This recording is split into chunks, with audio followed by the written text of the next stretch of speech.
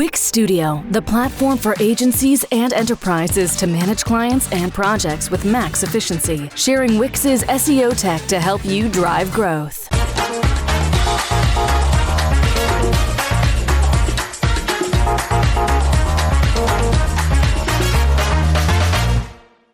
Fix errors, waste, and issues in a couple of clicks. Get alerted whenever you're off track. Sign up at trueclicks.com. Morning everyone, that was lovely, thank you. I'm really excited to be here. I've been on maternity leave for 6 months, so I'm with grown-ups, so very, very excited. I'd like to talk about link building when it comes to international, building links internationally. When we see that someone gains some international links, I think very often it can be that the campaign's gone viral, which is absolutely amazing.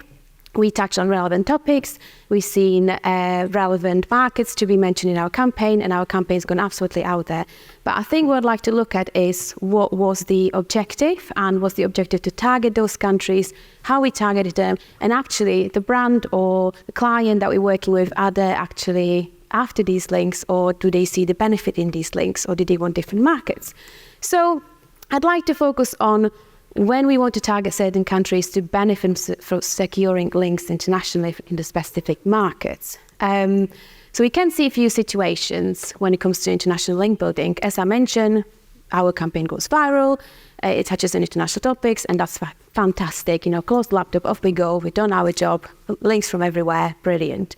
But there are pros and cons when it comes to every single of these typical situations. With our viral campaigns, let's be honest, it's very hit and miss. We don't get viral campaigns, or our campaigns building links everywhere, every day, week, month. And yes, we hit our targets, but really do we know that every single campaign will do this job and will get everywhere we want to be seen? So we can take the next step, and we take our, for example, ranking campaign in English version, looking at our top 5 countries that we mentioned in our top destinations, for example, and sending to international press in our specific emails tailored to them. So the pros and cons there is that we are pros in not translating, still sending our English version, contacting journalists internationally. The con is there that they may not speak English, especially if we're targeting markets that are in non-English speaking countries. And the process that we don't need extra budget outside of our spend on outreach, but then the content may be rejected because it's not tailored the way that it should be. So we take the next step and we translate our English campaign to target non-English speaking countries. Again, the pros and cons, of course.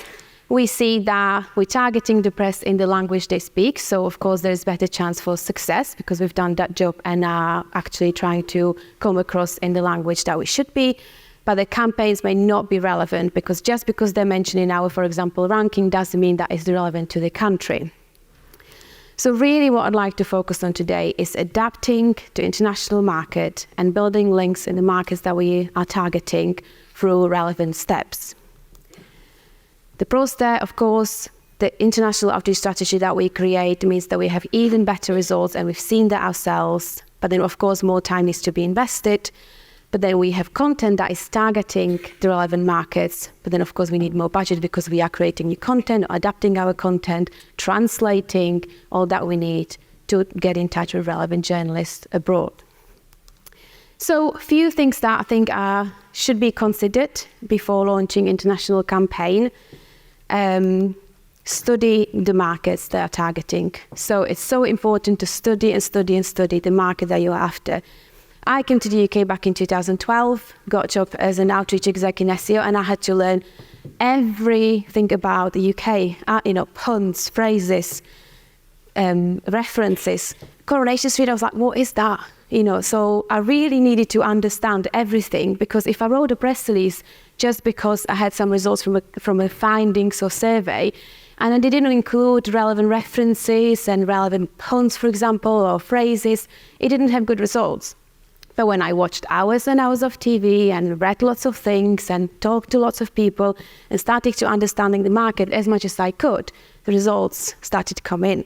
And we need to do that for every single country that we want to target to have the results. So understanding the country inside out is important as much as we can. We don't live there, so we just need to make sure we study. Time zones, for example, of course, that's obvious one.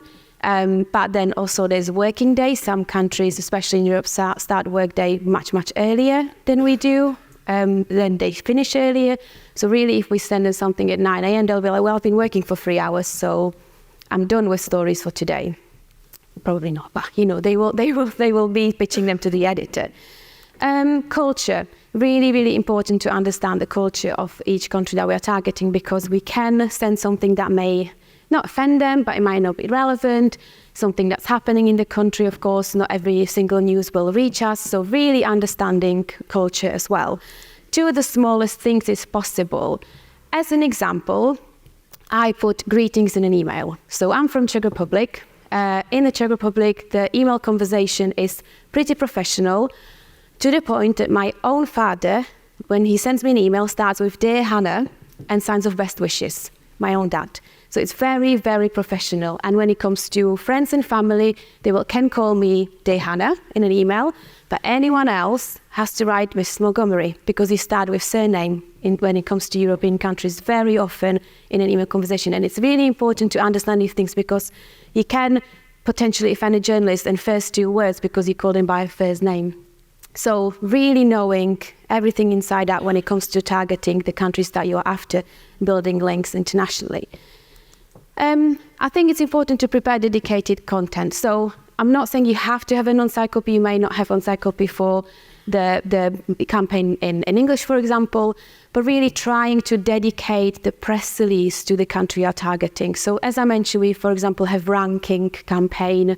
Just because they mentioned in the top 5 and sending them a press release and translate it, here you are in top 5, the other countries are here. You need to celebrate the country.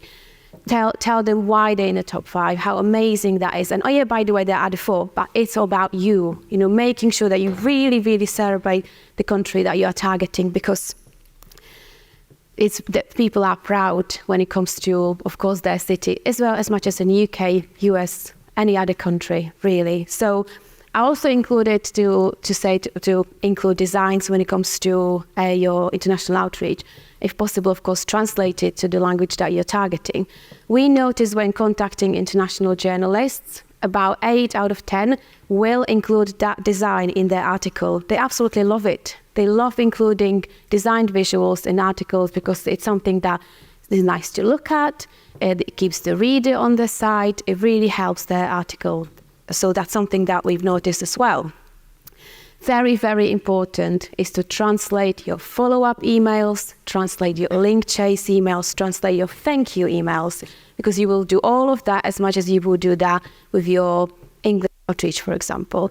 And we won't thank them because, of course, you want to create a nice relationship that you have with international journalists as well. Be prepared to have conversations with international press. They will reply. They're nice. They will reply. I'm not saying you have to have everything translated by professional when it comes to quick conversation. Just be honest. It's not my first language. I got this translated quickly in Google Translate, but thank you so much for getting in touch. Here is the further information you asked for. As long as you're honest, but try to have a conversation with them. Try to at least say thank you in their language if you need to email in English. Just really, really nice when it comes to having that conversation with journalists and creating these relationships. So we're talking about their home, we're talking about their country, we want to probably celebrate it, we might not want to send a negative story out there. It will create a conversation and get you links, but it might be very negative.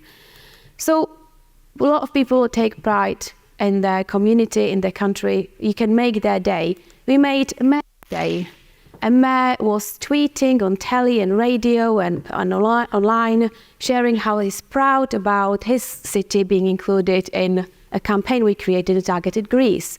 So it's really lovely to then have that secondary lovely wave of someone being so proud, that including that in their press releases and their social media and their stories that they're talking about, which is giving a really lovely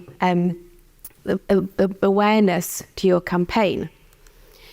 Work on your media list. That's really, really important. Now, we notice that when it comes to international outreach, we see that we do more manual search. when it comes to searching for journalists online.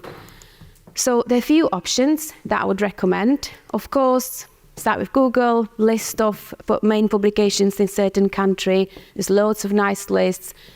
Get those lists, get those publications, go on those publications, look at their contact details, look at the articles that journalists are writing. Lots of them will have their contact details included.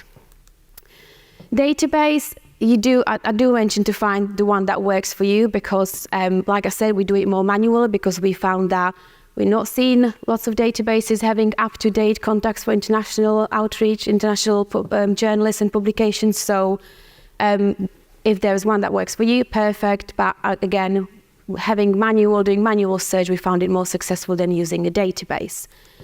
Search relevant keywords. Summer holiday or something from your subject line that you have to translate that into the language that you are after. Have a look who's writing about that. And we see that loads of things come up when it comes to existing articles. And of course, then you've got publications, journalists.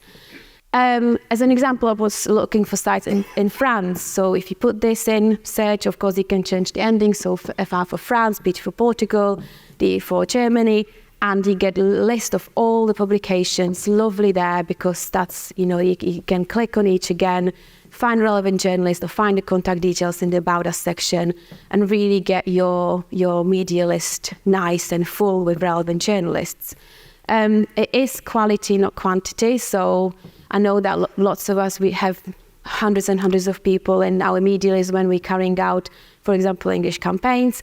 If you have fewer than that, it's fine as long as it's quality. I think that's very important. Social media, you'll find journalists, of course, there. I feel like, different social media platforms are popular in different countries. So again, looking at whether it's LinkedIn more popular in Europe, for example, than X or Threads picking up. So where the journalists are in that certain country that you are after. So I wanted to include very few examples of countries and what they like and don't like. It's something that our digital PR exec Charlotte does when she focuses on international outreach. We do first, she does a bit of research, creates a presentation, puts lots of tips together, and then we start outreach, especially if we're targeting new country. So I included Italy, Germany, France, and US as an example. So Italy, facts and statistics. That's really what they love. Data-led campaigns do much better in Italy. Lifestyle stories, they do work as well because they are seen perhaps as editorial. And then we noticed that in a few countries, so facts and statistics really work in Italy. They like certain topics. So we look at economics, community, political topics, really focusing on these work in Italy that we've seen rather than more lifestyle ones. I've put some biggest publications. So first thing to do as well when targeting different countries is look at their main publications and read them. Just read and read and read to make sure you understand exactly what they're writing for. And I think that's perfect for ideation session as well. Have a look at those publications, read them, and then come up with an idea of what they are talking about that your client or your brand can, add a conversation to. A couple of examples of recent coverage as well that we got for our client targeting Italy. La Repubblica is a great one, love the look as well. So it's really nice to then have this, of course, come back. Germany. So it takes much longer in Germany to publish than we see in the UK. And that's because they do plan ahead. Journalists may be coming back to stories. We had journalists come back to us months later say, oh, I'm including that now because now it fits my editorial calendar. It didn't then, it's now. So it really is planning ahead there as well. They look at topics, for example, as sustainability is very important in Germany, education, health and technology. So again, studying what is in the main publications, what's the main, topics that they're covering as the publications and what is it that they talk about. They do, again, love data-led campaigns. It really comes across both countries. They love surveys, academic research, official reports. There was lots of talk about, surveys in the UK. Do they work? Do they not work? They work in Germany, 100%. They absolutely love statistics, data-led research. Couple of examples of recent coverage as well, just to show that not making it up, there's actually some results, which is always nice to see. Next one is France that I included. Again, it really comes across the board. Data, statistics and interviews, really.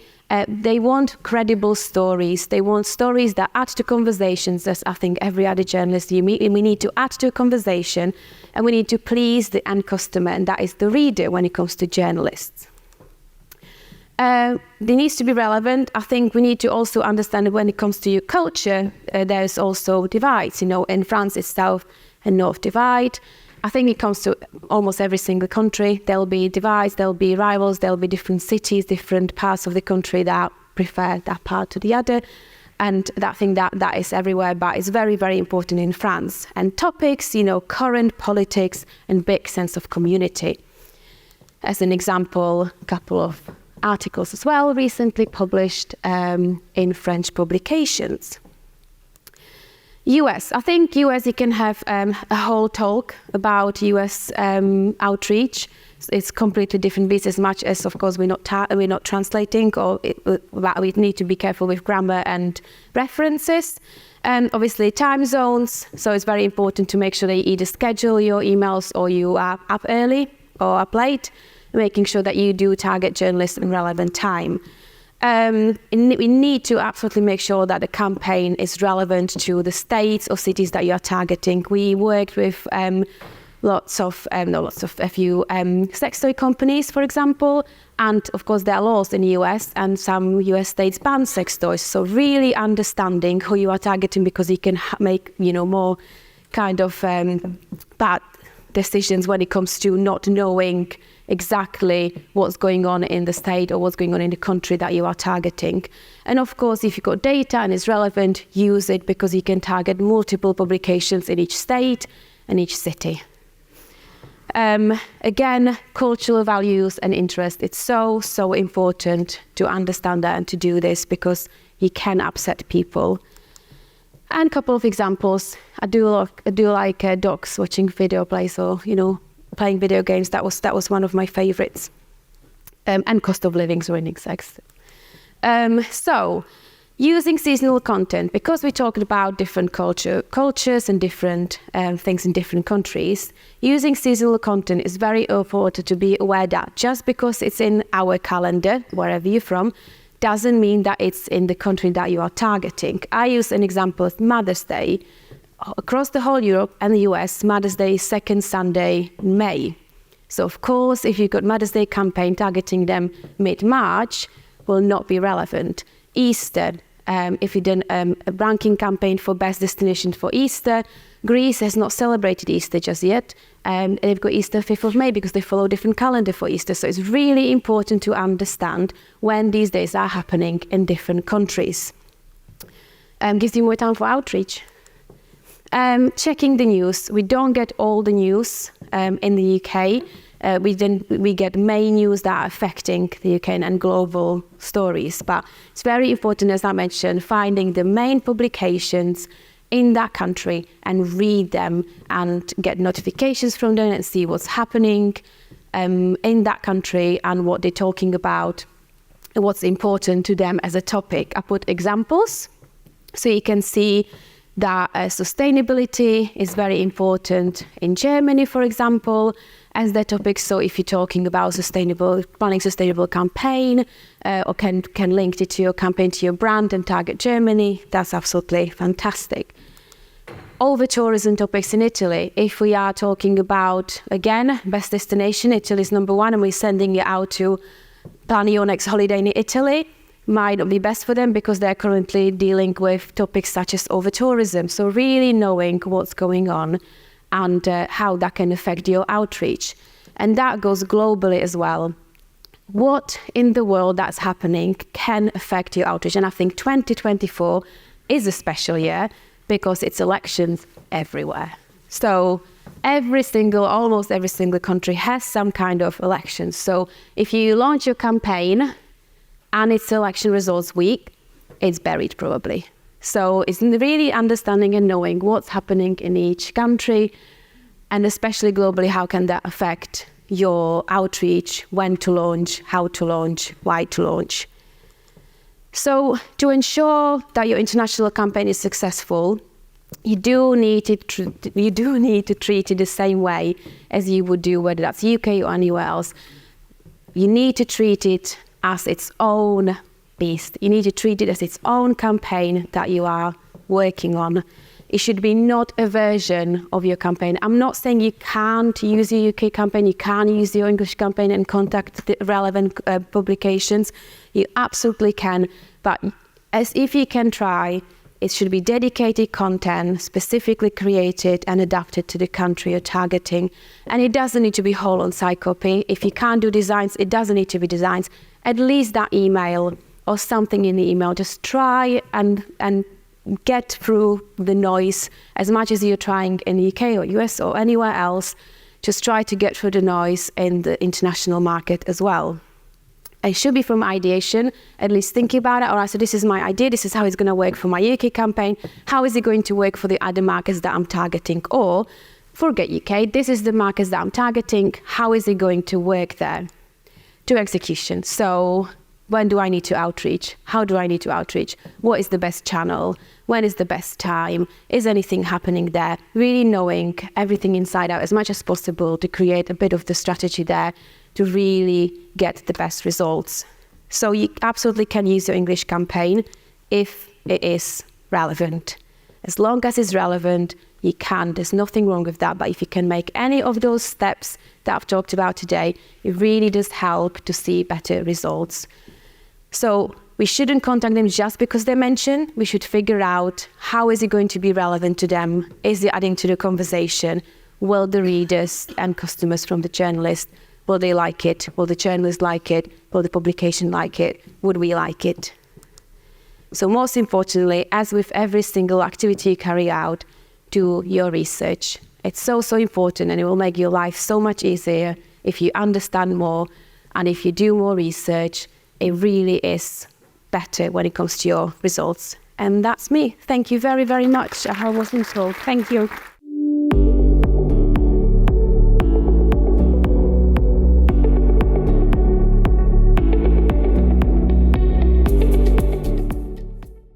Monthly reporting making you want to shove sharp things up your nose? Try Dragon Metrics, the all-in-one SEO software with mind-blowing reporting tools.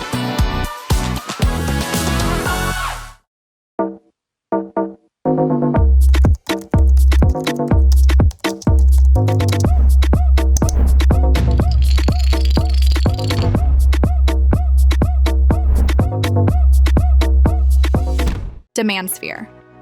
Limitless visual insights from the SERPs. Unlimited dashboards and users. Easy to use and easy to scale your growth to new levels.